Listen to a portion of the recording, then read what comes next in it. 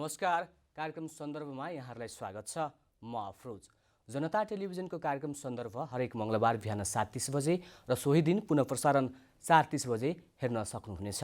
आजको सन्दर्भमा हामीले नेपालमा पत्रकारिता क्षेत्रमा एउटा राम्रो भूमिका खेल्नुभएका, महत्त्वपूर्ण योगदान दिनुभएका, कलाकारिता गीत सङ्गीतको क्षेत्रमा पनि 1200 भन्दा पनि बढी रचना गरिसक्नुभएका र 1500 भन्दा पनि बढी कविता र गजल लेखिसक्नुभएका एउटा प्रतिष्ठित पत्रकारसँग र अमेरिकामा बसाइ छ उहाँको। अमेरिका र नेपालको बारेमा पनि हामीले त्यहाँको भिन्नता, त्यहाँको समाजको मनस्थितिको बारेमा पनि कुराकानी गर्नेछौँ। आउनुहोस् उहाँलाई स्वागत गरौँ। हामी बीच हुनुहुन्छ अन्तर्राष्ट्रिय कलाकार मञ्च अमेरिकाका अध्यक्ष रामप्रसाद खनाल सर। आउनुहोस् उहाँलाई स्वागत गरौँ। सर, यहाँलाई स्वागत छ। धन्यवाद अफरोजजी। सन्चै हुनुहुन्छ? सन्चै छु।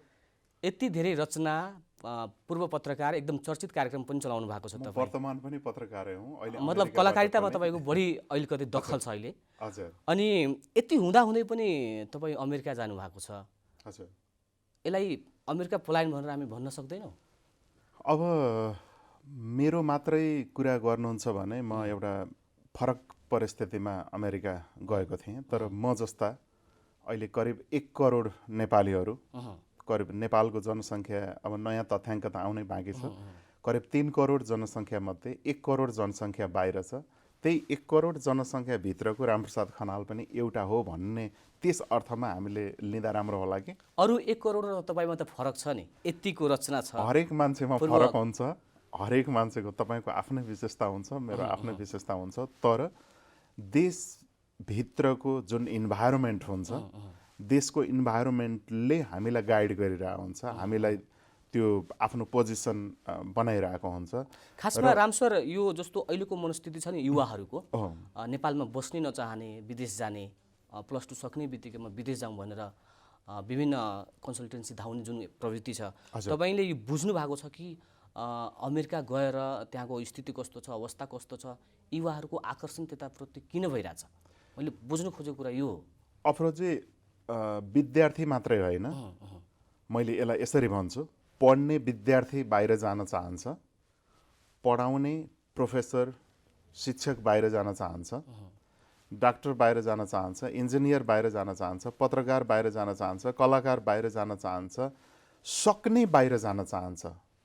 किन? Why it is? अब यो त आफैमा एन्सर छ। यदि देशभित्रै राम्रो वातावरण हुन्छ भने, देशभित्रै सम्पूर्ण कुराहरूको एउटा भनौँ न, मान्छेलाई पढ्ने वातावरण हुन्छ भने, पढाउने वातावरण हुन्छ भने, गर्ने वातावरण हुन्छ भने, गराउने वातावरण हुन्छ भने, सुशासन चल्छ भने, होइन, हर कुरा यदि सिस्टममा चल्छ भने त्यो सिस्टमले नै मान्छेलाई क्याच गरेर राखिरहेको हुन्छ।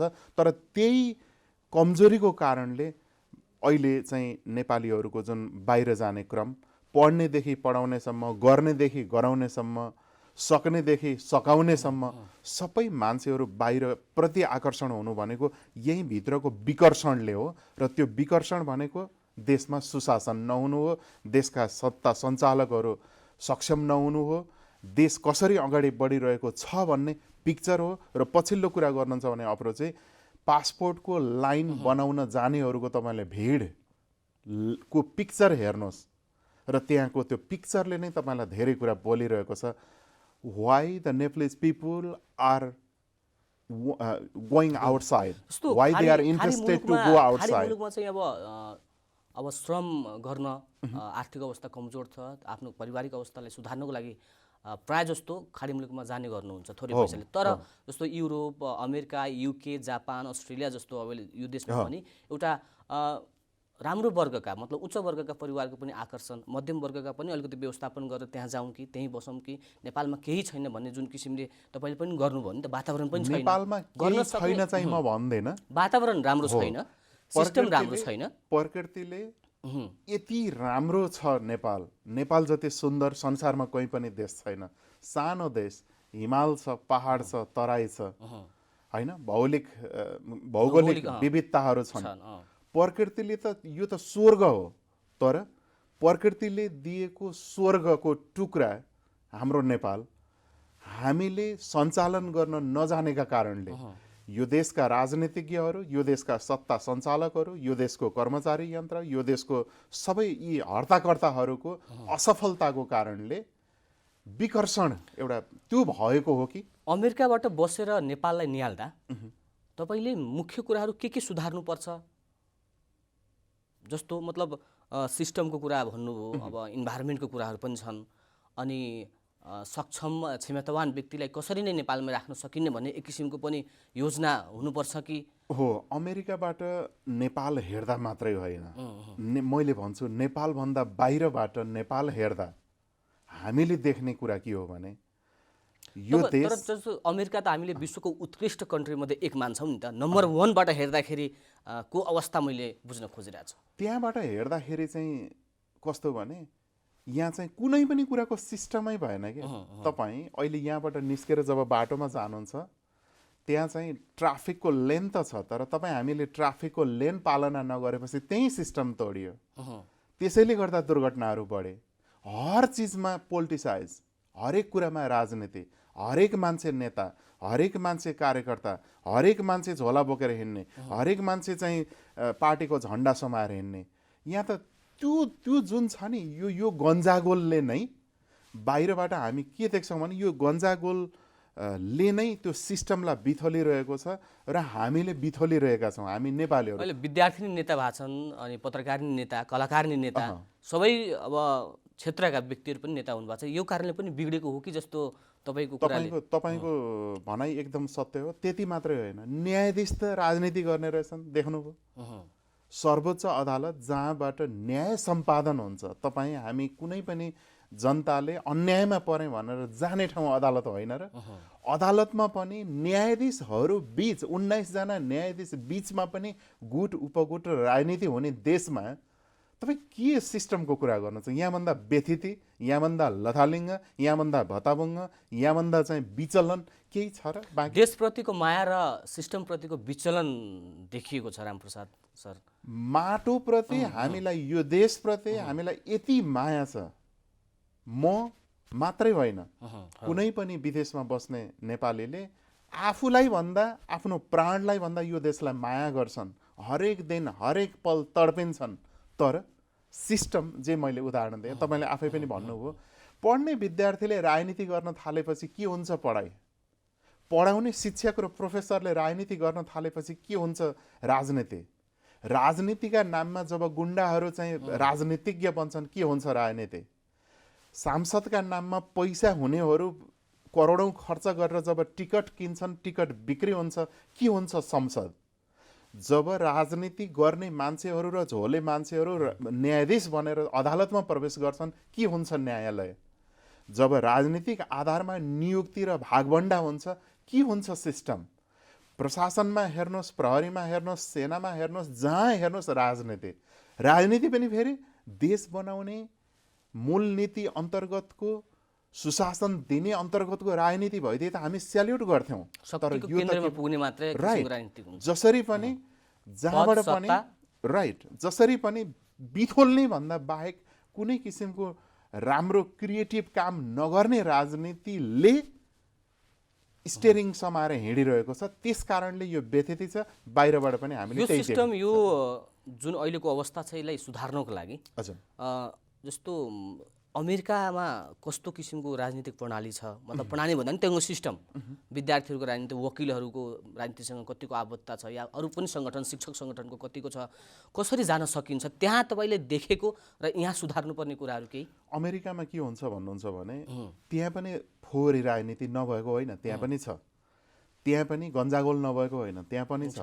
तर चुनाव आयो, एकपटक राष्ट्रपतिको चुनावमा अथवा कङ्ग्रेसम्यानहरूको खाली हुँदै गरेका, अथवा चाहिँ सिनेटरहरूको खाली हुँदै गरेका, हरेक वर्ष एकपटक जब निर्वाचन आउँछ, राष्ट्रपतिको 4 वर्षमा जब निर्वाचन आउँछ, त्यो बेला राजनीति थाहा हुन्छ। अरू बेला मान्छे काम गर्छन्, आफ्नो कर्तव्य, आफ्नो के हो सिस्टममा हुन्छ। तर हाम्रो त यहाँ त 24 घण्टा राजनीति, 7 दिन राजनीति, आइतबारदेखि अर्को आइतबार 7 दिन, 24 घण्टा, राति दिन मान्छेको। हेर्नुहोस् त त्यहाँको पार्टीहरूको कार्यक्रम कतिको हुन्छ? जस्तो आमसभा हुन्छ, त्यहाँ नहुने होइन। त्यहाँको सबै कुरा राम्रो छ म यो पनि भन्दैन होइन। त्यहाँ मात्रै होइन, विदेशमा कहीँ पनि हेर्नुभयो भने हरेक देशमा राजनीति हुन्छ।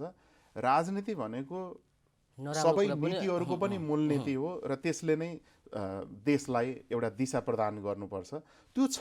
तर त्यति हुँदाहुँदै पनि यस्तो त कल्पना पनि गर्दैनन्। हाम्रो देशमा अहिले जे छ नि त्यो कुरा अमेरिकनहरूलाई भन्यो भने उनीहरू त्यो कल्पना पनि गर्दैनन्। तपाईँहरू यहाँको राजनीति ठिक छैन भनेर भन्नुहुन्छ, तर यो एनआरएनको राजनीति हेर्दाखेरि पनि तपाईँ पार्टीको भन्दा पनि कडा राजनीति गर्नुहुन्छ त्यहाँ। यही कुरा छ, तपाईँले राम्रो प्रश्न रेज गर्नुभयो।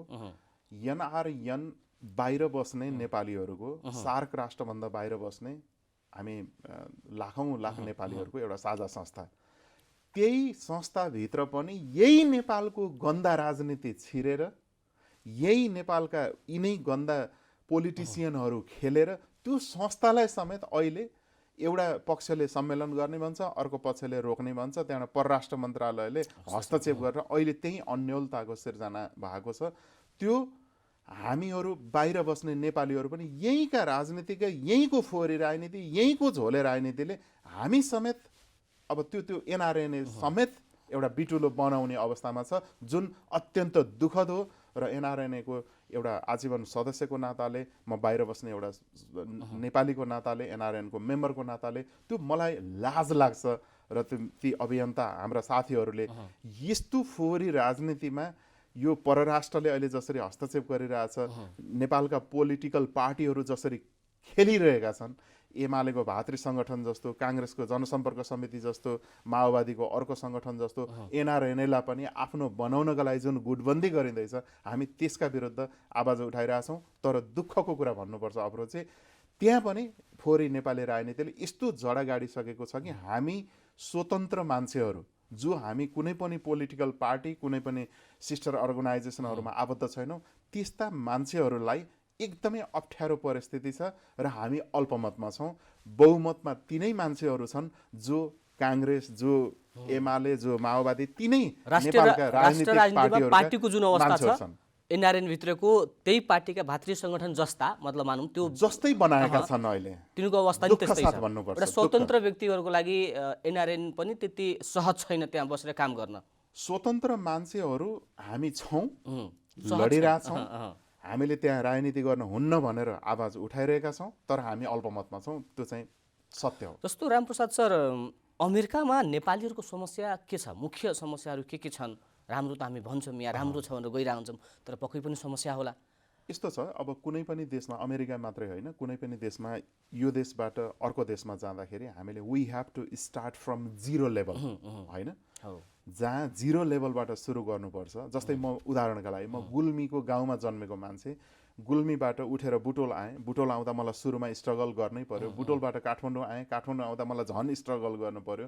जब म काठमाडौँबाट म अमेरिका गएँ, त्यहाँ त झन् मलाई स्ट्रगल गर्यो। त्यस्तै नेपालीहरू जो पनि हामी विदेशमा जान्छौँ, कुनै पनि देशमा, अमेरिका मात्र होइन, जहाँ पनि पापड बेल्नै पर्छ। तर पापड बेल्दै गर्दा, आफू सेटल हुँदै गर्दा, सबै त्यहाँको सिस्टममा भिज्दै गर्दा, त्यहाँ चाहिँ आफसे आफ सेटल हुँदै गइन्छ। सिस्टमले सेटल गराउँछ। तर आफूमा चाहिँ कर्म गर्नु पर्यो, सत्कर्ममा लाग्नु पर्यो, मेहनती हुनु पर्यो, अनुशासित हुनु पर्यो होइन, अनि मितव्ययी हुनु पर्यो। तपाईँ जस्तो क्षमतावान व्यक्ति त त्यहाँ सेटल हुन सक्छ, तपाईँको अब एउटा क्षमताले पनि त्यो कुरा दिन्छन्। तर अरू सर्वसाधारण जो गइरहेछन्, विद्यार्थीहरू, युवाहरू, उनीहरूको अवस्था कस्तो छ? उनीहरूले भोग्ने समस्या कस्तो हुन्छ? विद्यार्थीहरूको हकमा चाहिँ अमेरिका जसले पैसा पे गरेर फी तिरेर पढ्न सक्छन्, जसलाई पैसाको समस्या छैन, उनीहरूलाई गाह्रो छैन। एक दोस्रो कुरा, जसले स्कलरसिपमा गएका छन्, जसको राम्रो पढाइको लेभल एकदमै राम्रो छ, स्कलरसिप पाएका छन्, उनीहरूलाई गाह्रो छैन। तर त्यसभन्दा अर्को हो जो आम विद्यार्थीहरूको छ, असाध्यै प्रब्लम छ। किनभने विद्यार्थी भिसामा जाने, स्टुडेन्ट भिसामा जानेहरूले वर्क पर्मिट बिना त्यहाँ काम गर्न पाउँदैनन्। र जसले पर्मिट पाउँछन् त्यो पाउनेमा पनि पायो भने 20 घन्टा हप्ताको काम गरेर त त्यो चल्ने कुरा हुँदैन। र विद्यार्थीको लाइफ मात्रै होइन, सुरुमा जाने सबैको स्ट्रगल छ। तर सिस्टमले त्यहाँ यस्तो छ कि त्यो सिस्टम त्यो हिँड्नै पर्छ कि त्यो सुरुमा छिर्दाखेरि गेटबाट छिर्ने हो। त्यहाँ भित्र गइसकेपछि त आफूले बनाउने हो।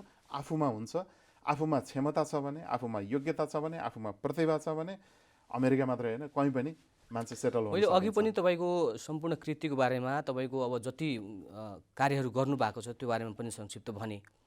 तपाईँ अन्तर्राष्ट्रिय कलाकार मञ्च अमेरिकाको अध्यक्ष पनि हुनुहुन्छ। हजुर।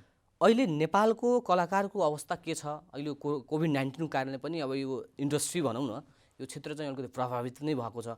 अनि कसरी हेरिराख्नु भएको छ? यसलाई उठाउनको लागि यसलाई कसरी के गर्न सकिन्छ भनेर तपाईँले के सोच्नु भएको छ? अन्तर्राष्ट्रिय कलाकार मञ्च संसारभरि छरिएर रहेका कलाकारहरूको साझा संस्था हो। मैले त्यसको म एउटा संस्थापक र अध्यक्ष पनि हुँ। हामीले कलाकारहरूलाई आपद विपद पर्दाखेरि हेर्नेदेखि लिएर कलाकारहरूको एउटा चाहिँ भनौँ न समन्वय गर्ने काम हामी गर्छौँ र कलाकारहरूलाई पर्दाखेरि एउटा आफ्नो एउटा छाता सङ्गठनको रूपमा हामी काम गरिरहेछौँ। जहाँसम्म नेपालका कलाकारहरूको कुरा र कोभिडको कुरा तपाईँले जोड्नुभयो, नेपालमा मात्रै होइन संसारभरि कोभिडले त असर गरे नै। तर बाहिर के छ भन्नुहुन्छ भने कलाकार होस् कि पत्रकार होस् कि आम नागरिक होस्, अमेरिकामा भन्नुहुन्छ भने कोभिडले जति मान्छे मरे, जतिलाई असर गर्यो त्यो आफ्नो ठाउँमा छ, तर सरकारले सम्पूर्ण उपचार खर्च निःशुल्क गर्यो। जो काममा जान सकेनन् सबैलाई काम गरे भन्दा बढी तलब दियो, सुविधा दियो। जो व्यवसाय गरेर बस्ने मान्छेहरूलाई व्यवसाय चलाउन सकेनन् उनीहरूलाई सब्सिडी दियो, उसले चाहिँ हेल्प गर्यो र हरेकलाई सरकार छ भन्ने फिल गरायो। सानो मान्छेदेखि ठुलो एउटा उद्योगपति व्यवसायसम्म सबै प्रकारको हरेक नागरिकलाई, नागरिक मात्रै होइन, अमेरिकामा त ग्रिन कार्ड लिएर बस्ने नागरिक हुँदैन, र ग्रिन कार्ड होस् या विद्यार्थी, हरेक देशबाट आएको विद्यार्थीलाई समेत अमेरिकन सरकारले यो चाहिँ कोभिडको बेला चाहिने भन्दा बरु बढी सहयोग दिएर मान्छे अल्छी भएर काम गर्न समस्या भएर अहिले अमेरिकामा चाहिँ जनशक्तिको अभाव छ। त्यस्तो अवस्था छ। यहाँ चाहिँ फेरि कलाकार साथीहरू, सङ्घ सङ्गठनहरू भेट्छु, सबै साथीहरू हामी त बर्बाद भयौँ, केही पनि अहिले बिचमा त हामी त एकदमै भयौँ भन्ने सुन्छु। दुःख लाग्छ। सरकारले हेर्नुपर्ने थियो। यहाँ त खै अब सरकारले कतिपय कलाकारहरूले क्षेत्रमा हेरेको छैन भन्ने कुरा पलायन हुँदै छोडेर अलिकति ग्याप गरेर बिजनेस व्यापारतिर पनि लाग्नु भएको छ। रेस्टुरेन्ट व्यवसाय, कफी सेन्टरहरू गरिराख्नु छ। जस्तो मैले बुझ्न खोजेको कुरा के हो भने जस्तो नेपालमा कलाकारहरूको अब यो जुन पारिश्रमिक छ त्यो पारिश्रमिकले उहाँहरूलाई सर्भाइभ गर्न, जीविकोपार्जन गर्न समस्या भइरहेको अवस्था हुन्छ। कतिपय कलाकारहरू पलायन हुने अवस्था पनि अहिले पनि छ। पलायन हुने अवस्था मात्रै होइन, पलायन भइसकेका पनि धेरै केसहरू छन्, उदाहरणहरू छन् यहाँ पनि। झन् तपाईँहरू फेरि उताबाट एनआरएनले एकदमै पैसा हालिदिन्छ यहाँको गीत सङ्गीत एल्बममा, फिल्ममा पनि पुरा आइरहेको हुन्छ। एनआरएनए संस्थाले भन्दा पनि एनआरएनएका मेम्बरहरू होइन, हामी बाहिर बस्नेहरूले सहयोग गर्ने कुरा आफ्नो ठाउँमा छ। र फेरि अहिले फेरि कस्तो भइदियो भन्नुहुन्छ भने जो पनि कलाकार, जसलाई पनि भिडियोमा आउनै पर्ने, जसलाई पनि गीतकार बन्नुपर्ने, जसलाई पनि सङ्गीतकार बन्नुपर्ने, जसलाई पनि गायक बन्नुपर्ने, कुनै पनि कलाकारिता गर्नका लागि त त्यो विधामा त पोख्त हुनु पर्यो नि। अहिले त फेसन भएको छ। पैसाले कलाकार बन्ने जुन होडबाजी छ त्यसमा बाहिरका नेपालीहरूले पनि आफूलाई त्यो होडमा चाहिँ आफूलाई त्यो रहर मेटाउनका लागि अग्रसर हुनुभएको छ। तर तपाईँ एउटा कवि हुनुहुन्छ भने तपाईँले लेख्ने कवितामा दम हुनुपर्छ। मैले पैसा हालिदिएर तपाईँको कविता कृति प्रकाशन गरिदिएर तपाईँ कवि बन्न सक्नुहुन्न। कुनै गायकलाई पैसा बाहिरबाट सहयोग गरेर गायक बनाउने होइन। उसको गायकी राम्रो छ भने एल्बम प्रमोसनमा हामी सहयोग गरौँ, तर यहाँ त के भने त्यो जो गायक हो, जो स्रष्टा हो, उसलाई नै माइनस गरेर पैसा हालेर निकाल्नेहरू हाइलाइट हुने। यो सबै पैसाको खेल, विकृतिको खेल। अनि त्यसपछि कलाकारितामा पनि के त्यो कस्तो भने राम्रो गरेर होइन, जसरी पनि भाइरल हुने रोग के भाइरल भनेको ठुलो कुरा, राम्रो कुरा भन्दा रहेछन्, तर भाइरल राम्रो कुरा होइन, रोगसँग तुलना गरिन्छ। हो, रोगसँग यो अहिले अरू विभिन्न रोगका भाइरलहरू आए जस्तै भाइरलहरू यो कलाकारिता क्षेत्रमा, पत्रकारिता क्षेत्रमा भन्नुहोस् अथवा जुन क्षेत्रमा पनि यो मान्छेलाई ओभरनाइट जुन चाहिँ त्यो भाइरल बन्ने रोग लागिरहेछ नि, त्यो भाइरल बन्ने होइन, म त लोकप्रिय बन्नुपर्छ भन्छु। अझ त्यसैमा पनि हामी गाउने मान्छेहरू, गीत गाउने गायकहरू, यो गीत सङ्गीत क्षेत्रमा काम गर्नेहरू, कलाकारिता गर्ने मान्छेले त झनै हरेक दर्शक र श्रोताको मन जित्ने हो। दर्शक र श्रोतालाई ओहो एउटा यसले यस्तो गीत गायो अथवा यसले यस्तो एउटा चाहिँ कृति बनायो है, कति मिठो, त्यो लोकप्रियता आर्जन गर्नु ठुलो कुरा हो। तर अहिले त यहाँ त भाइरल रोग, भाइरल बन्ने रोग, टिकटकमा आउने रोग, फेसबुकमा छाउने रोग, विकृति र विसङ्गतिमा डुब्ने रोगले यति ग्रस्त देखेँ मैले हाम्रो कलाकारिता जगत यो कुराबाट माथि उठ्न सकेनौँ भने ती अब यो चाहिँ बदनामको पनि के भन्ने खै अब यो साह्रै दुःख लाग्छ। अब प्रसङ्ग अलिकति यो एनआरएको जुन महाधिवेशन आउने कुरा छ नि, यो महाधिवेशन आउने बेलामा तपाईँहरू चाहिँ हामी एकदम गर्छौँ, नेपालमा एकदम लगानीभित्रै आउँछौँ, यो गर्छौँ त्यो गर्छौँ भनेर भनिराख्नुहुन्छ। तर महाधिवेशन सकिसकेपछि कोही एउटा व्यक्ति निर्वाचित गइसकेपछि त्यस्तो खाले कुनै प्रयास गरेको देखिँदैन। होइन, यस्तो छ, म चाहिँ एनआरएनएको सङ्गठनको तर्फबाट मैले यहाँ कुरा राख्न सक्दिनँ, पदाधिकारीहरूलाई सोध्नुहोस्। तर त्यो संस्थाको एउटा आजीवन सदस्यको नाताले र बाहिर बस्ने एउटा एनआरएनए मेम्बरको नाताले म के भन्छु भने बाहिर बस्ने नेपालीहरूले नेपालमा यति धेरै लगानी गरेका छन्, दृश्य होला अदृश्य होला सबैले भन्दै हिँड्ने कुरा भएन। त्यति मात्रै होइन, यो देशका ब्याङ्कहरूमा, यो देशका स्टकहरूमा, यो देशका उद्योग धन्दाहरूमा जे छन्, हुन त कति नै जति छन् त्यसमा हरेक क्षेत्रमा लगानी छ।